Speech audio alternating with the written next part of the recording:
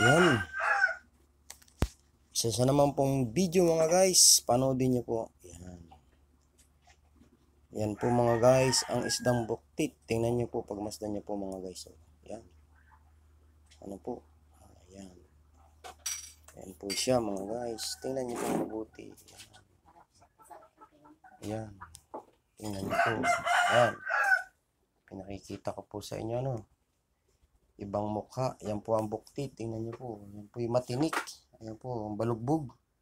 Ayan, makikita niya po. Matinik ang halos buong katawan niya. Ayan. Maski dito po sa may, yan, unahan na may mukha na yan. Matinik din po mga guys. Ayan, tingnan niyo po. Kaya po ito yung maprosesyong lutuin mga guys. Ito po ay nilalaga pa muna mga guys. Ayan, tingnan niyo po. Ayan, sa kabi-kabila. Ayan, yung buntot. Ayan, tingnan niyo po. Ano, kitang-kita po yung mga tinik mga guys. Ayan. Ayan. Ayan. Dati po mga guys, ang isdang ito hindi pinapansin mga guys. Ayan. Dating walang presyo po ito sa palengke. Ayan. Panahon dagsa nito ito ay wala akong presyo. Ito po ay ipinamimigay lang kapag nakakahuli o ang mga palakaya. Ayan mga guys. So, pero ngayon, sa ngayon po napakahalaga nito po mga guys. Ayan.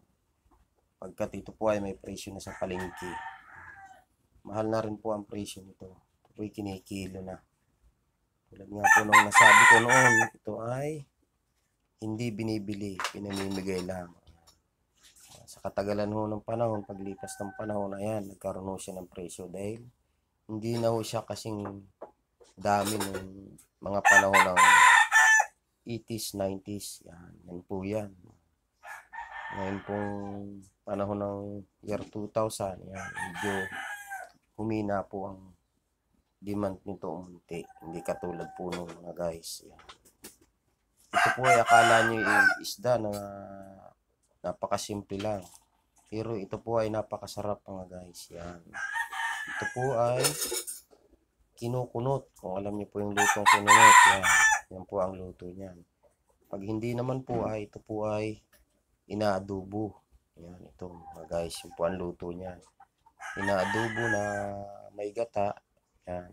Pagkato ang balat nito ay napakasarap po ng balat nito mga guys. Yan. Malinamnam po siya, maligat. Yan po ang balat nitong buktit. Kaya po ay ito hindi pangkaraniwan. Akala nyo makikita nyo kung ano lamang. Ang itsura po niya, yung tingnan nyo po. Hindi siya pamilyar sa uri ng mga isda na inyong kilala. Kung makikita nyo po, kalimitan lang po nakakakilala nito ay mga taga-probinsya. Yan po. Kung may mga dagat, yan po. Yan po yung bihira sa palengke. Pero dito po sa amin sa Quezon, yan. Ito po ngayon na ito'y tinitinda na po ito. Ayan, ayan po mga guys. Yan, tingnan nyo po. Yan, masdan nyo po. Lulutuin ko po mga guys.